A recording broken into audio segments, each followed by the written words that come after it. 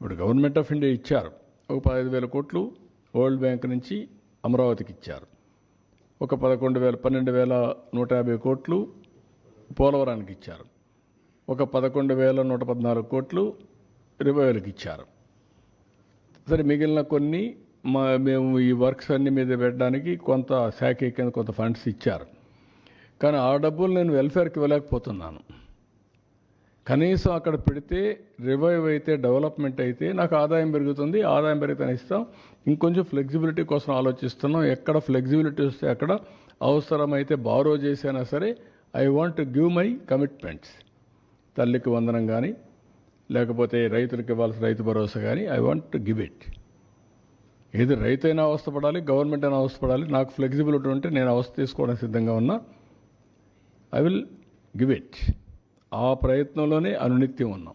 మా డిపార్ట్మెంట్కి అదే చెప్పాం. They are also doing same exercise. ఒక్క నిమిషం కూడా వెయిట్ చేయాలి నాకు ఫ్లెక్సిబిలిటీ ఉంటే. ఇప్పుడే దాని మీద కూడా ప్లాన్ చేసుకున్నాం, వర్కౌట్ చేస్తున్నాం. I will come out.